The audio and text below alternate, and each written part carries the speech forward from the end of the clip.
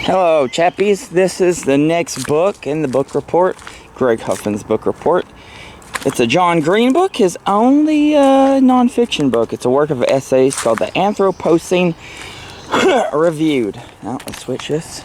First, get a beautiful view of the outside for all three of my watchers here. Oh, wait, I have the book reverse. And anyway, here we go. And, yeah, it's nice. It makes me want to. I hope he does more essays or not any kind of more nonfiction like this. Starting to get too sunny, so I'll probably go the other way. But I'm enjoying it so far. As you can see, I'm about halfway through. I think I'm on about page 150. I was actually starting a book before this. It was a book of essays. Who the fuck? Now I can't remember who wrote. If I can even remember one of his essays, I'm gonna get stuck on this more than the actual work I've been reading. Who the hell was it? I can't remember the guy right now. I feel like I started with an H. Anyway, who the fuck cares about him? I didn't read his. I didn't finish anyway. It just like it was slogging me down. And I was like, I'm not enjoying this. And so for the first time in a while, I actually quit that book to pick this one up. So I was like, you know what? I just bought this at Target. I found this. It still have the. It's even got the 20% off thing. So I was like, it's hard to find a good book at a place like Target. There's some kind of a thrill about it. It's like if I would have saw this book just a regular bookstore, I'm like, I mean, it's always gonna be here. But if you find this at Target, there's just something about it that makes you want to buy it. Or of course, when I say you, I'm really talking about me, and assuming other people have the same sense as I do. But I'm a rare avis. I'm a sui generis. However that. Oh shit, there's a good place to put this book. So that's probably inaccurate. But I think it's a thrill to find a book like this. Anyway, I made notes about it, but I'm just doing this part of the recording kind of just on the fly improvising, trying to think if there's anything I need to say. Maybe talking about it in general. It's hard to even, like a lot of the stories I feel like, not a lot of them, but a few of them, I feel like I've seen before, or read before, or heard before, because on his YouTube, I was like, I pulled up, trying to research one of them. I saw he did a video on one of them. I know I've heard some of them before, so they kind of sound familiar, and I was like, oh, that's probably where, you know, Vlog Brothers or whatever, I saw it on his videos. So, if you watch his videos, some of them may, could be all of them are familiar, but...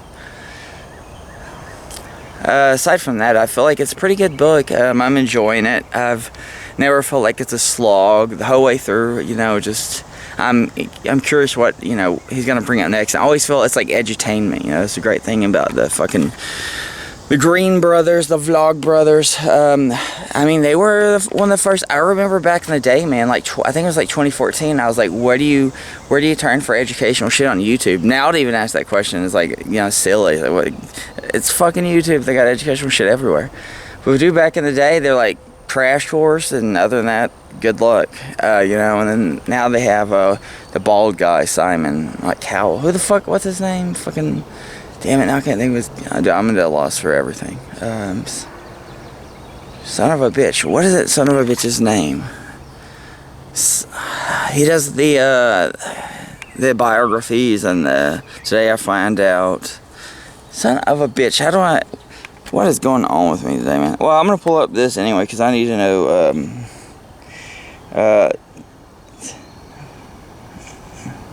I'm going to need to look up... God damn it. Hold on. Today I found out. Simon Whistler, that's it. Should have taken me way too long. I haven't watched one of his videos like that, but I used to watch it all the time. But yeah, let me go to my notes, because I think I don't know. Fuck it. Let's go. Okay. Oh, his brother gave him the name for the book. So he was like, I forgot what he was talking about. Canada Geese. I think that was one of the main things that started him on this. He's like, I'm gonna talk about my opinion on like Canada Geese or whatever. I have a lot of opinions. And he's like, his brother's like, the Anthropocene Reviewed. Because the Anthropocene is about the people. Is it? Now I want to, because I know anthro is people. I'm gonna look up exactly what Anthropocene literally means. I always love relating to or denoting the current geological age, viewed as the period between which human activity has been dominant influence been the dominant climate anyway. The current so we'll say the current geological age, but human incident. Yeah, oh yeah, and I wrote, it kind of reminds me of the original essays of Michel de Montaigne's, how he just picks a topic, and then he writes about it at length, and I don't know, it kind of just reminded me, like, how Michel de Montaigne's essays, when I read them back in 2013, he'd be like, on X, you know, like, on thought, on blah, blah, blah, and just write at length about it. And then at the end of this, he gets, like, a little review score. He's like, this is my, you know, out of 10, this is my rating. Oh yeah, and he, like, for instance, one of the topics is the evolution of a song called "No One Walks Alone." Who is that? The fucking Jerry and the Pacemakers. So I don't even think I've heard that song till today. And I was reading the comments actually. Somebody was talking about how they had a 14-year-old sister that died and they were 12, and how they feel like they don't walk alone, which is depressing. But I don't know. But it goes back apparently, like, well, now it has ties to Liverpool football, and then he talks about this Jerry Dudsky or Jerry Dudek or whatever the fuck his name is, where he did this double save. I didn't realize how much the fucking John Green likes sports. I like MMA. I watch like UFC, and I think skateboarding is pretty cool. I like me some Rodney Mullen bitches, but man, other than that, I really don't like the old school like team sports and shit. So yeah, evolution of walks on, and then it came from originally like. God damn it! This, I think, a movie called Carousel. It goes back further than that, but who was the there was this team that put it together, and I'm trying to remember the name of the guy. I forgot what the play is called. It's named after the dude, the protagonist. It doesn't matter, I guess. Fuck it. But I'm trying to think the original story. It's ironic because they wanted. When he wrote the story, he's like, I want people to associate it with me. Now I can't remember the fucker's name. But then he's like, then instead of selling it to this guy who's going to do opera, he's like, I'm not doing that because then it'll be your story. But then the people he sold it to end up becoming their story when they renamed it Carousel. So, you know, you're fucked either way. That also reminds me of Michel de Montaigne. He's like, when it comes to fate, there's no right or wrong answer, because if you study the history of things, you'll learn that no matter what you choose, your outcome isn't for sure. That was a fascinating essay I read. That's Michel de Montaigne, so I need to get into that.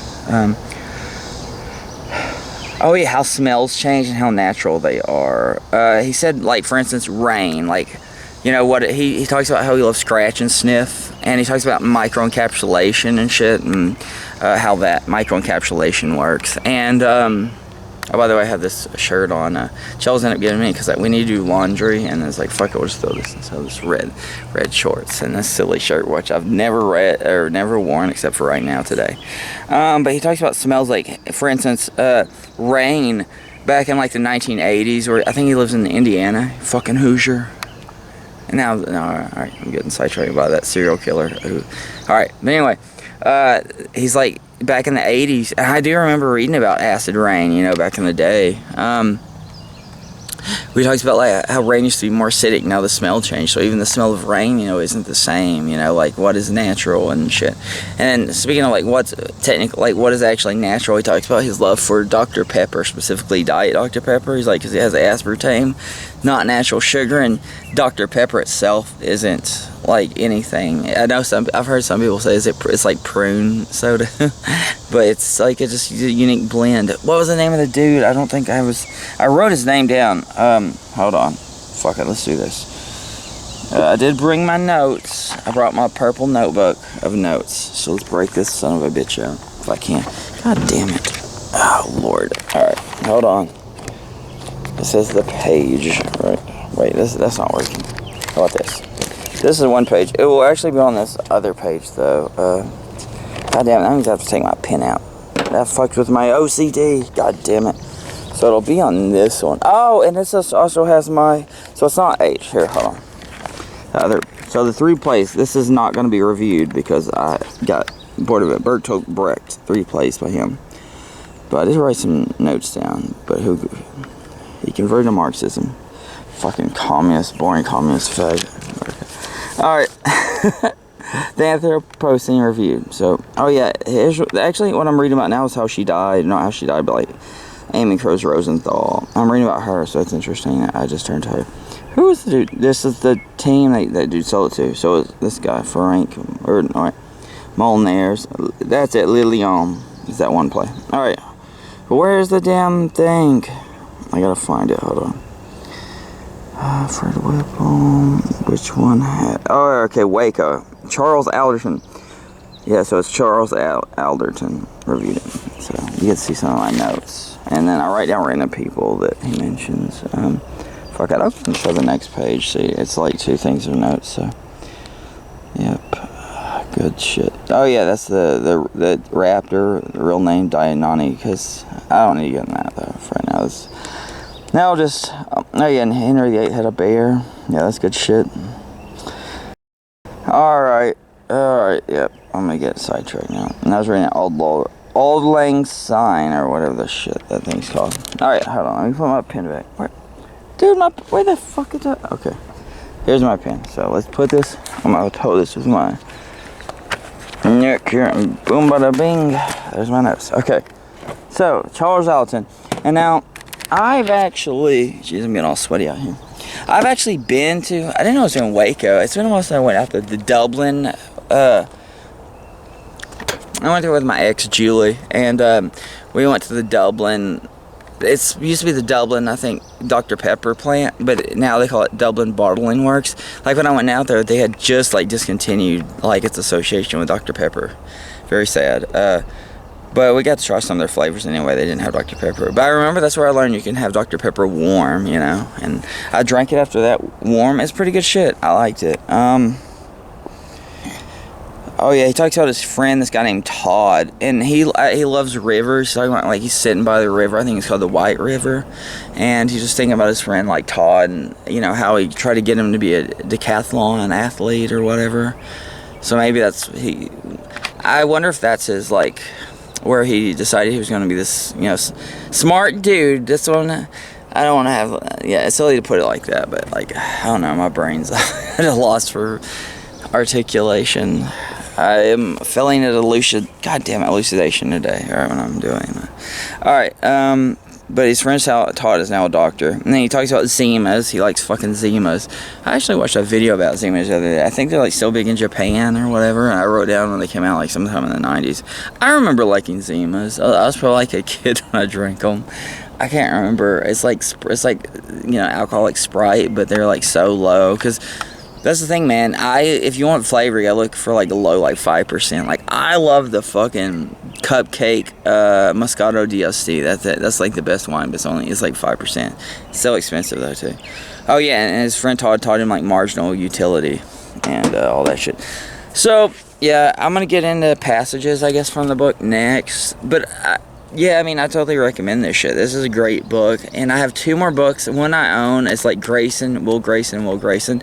I need to get Turtles All the Way Down. And they didn't have it at the library. I finally went to the library here in Texas. I'm not even in Texas. I always forget where I'm at. I'm in Tennessee, near Nashville. But it's in White House, Tennessee. And I finally went to the library there. So I'm hoping maybe I can check out a book there. And, or I did check out a book. My brain's... Alright. Good book though. Now I'm going to show some passages from it. I might just go inside for this, but I totally recommend this book. Totally just go out and read it. And you'll love it. Yeah, it's good shit, and I hope he does more. So, now to passages. I thought this is interesting.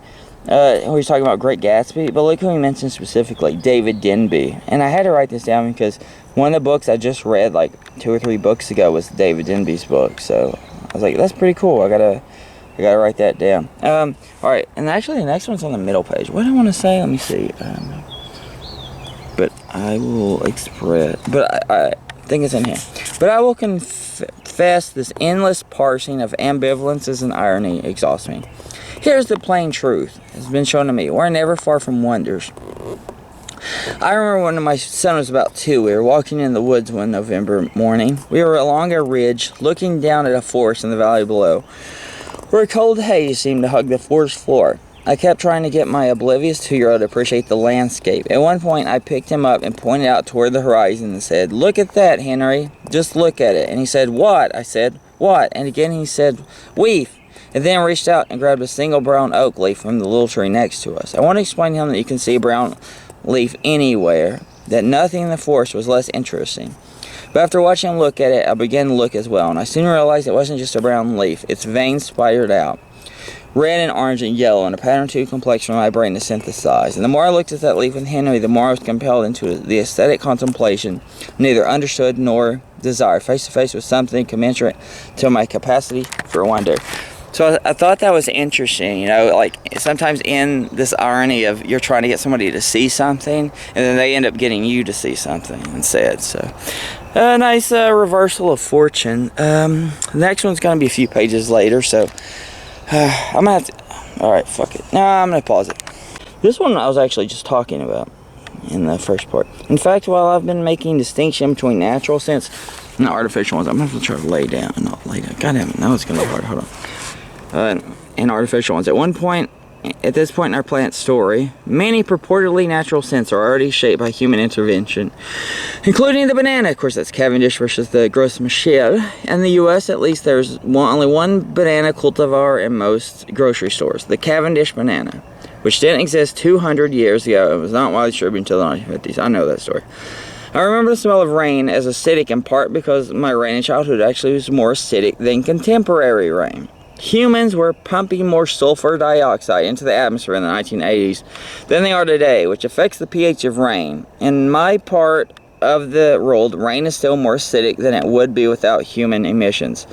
So I'm not even sure that I know the smell of natural rain. See, so that's cool. And then he's going on to talk about. But see, here's where I give Scratch and Sniff Snickers 3.5 stars, so he rates shit. Alright. I'm inside now. I decided to come in and hold on. It's getting hot out there and it's a little bit cooler in here.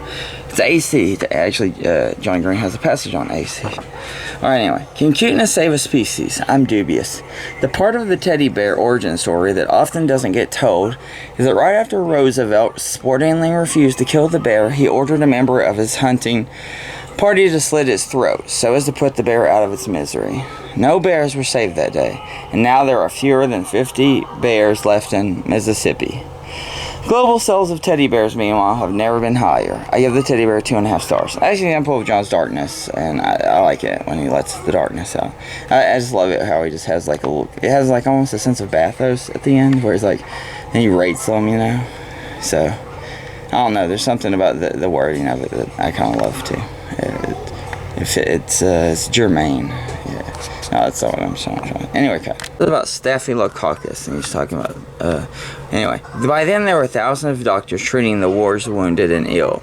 Among them was a 71-year-old Scottish surgeon, Alexander Ogston, who decades earlier had discovered and named Staphylococcus. Ogston was a huge fan of Joseph Lister, whose observations about post-surgical infection led to the use of carbolic acid and other sterilization techniques. These drastically increased surgical survival rates. Ogston wrote to Lister in 1883, "You have changed surgery from being a hazardous lottery into a safe and soundly based science." Yeah, look at that. Based science. Science is so based.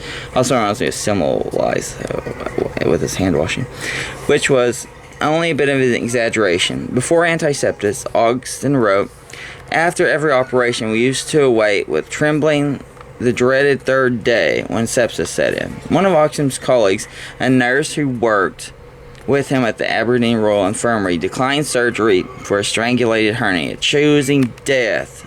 She'd rather choose death than be operated on. That's hardcore. For she had never seen a case which was operated on recover. That's pretty brutal, man. Scientists sought out more productive strains of the mold, and eventually the bacteriologist Mary Hunt found one on a cantaloupe in Peoria, Illinois. I think or they're talking about how they got, god damn it, what is that?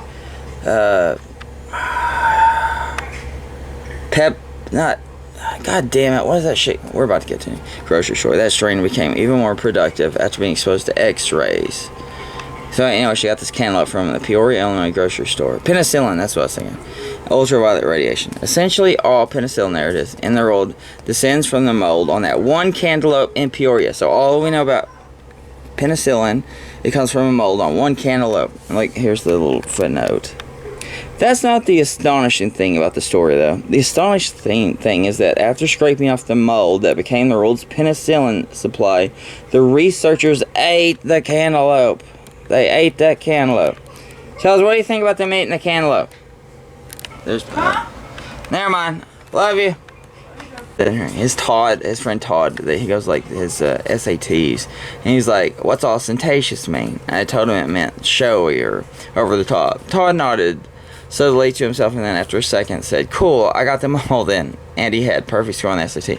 I keep hearing people, I remember just like back in 2019, I went to get my tags, and the woman working there said her boss was like trying to teach everyone in the room what ostentatious mean. I thought it was interesting. I remember Brandell going on a rant about ostentatious, so it's kind of interesting.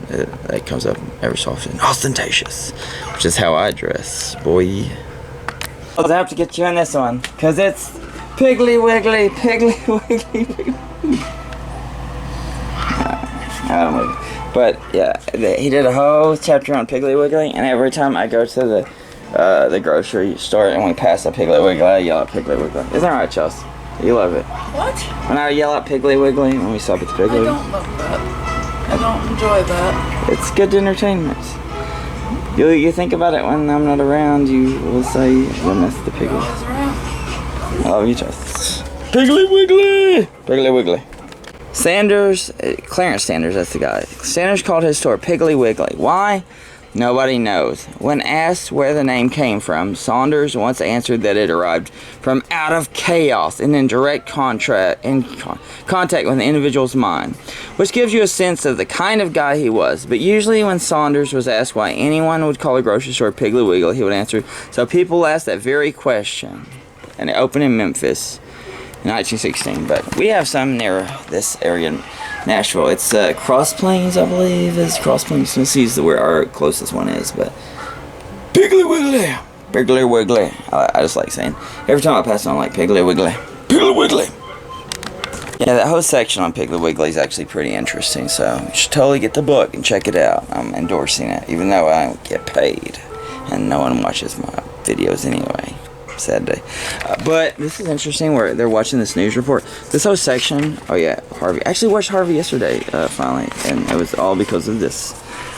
Alright, hold on. Okay, so he's talking about CNN. I'm not going to the header. So, anyway, he's talking about, alright, so the camera panned across a home with a huge hole. This is where the Iraq War was going on in 2003. Anyway, on one of the walls that was mostly covered by a piece of plywood. There was Arabic graffiti scrawled in black spray paint on the plywood. So this is the whole war zone. And the reporter on the news was talking about the anger in the street and the hatred. Hassan started to laugh. This is his friend. They had has this cult roommate situation where they all hang out together. And he like understands language because he has like family there. I asked him what was so funny. He said the graffiti.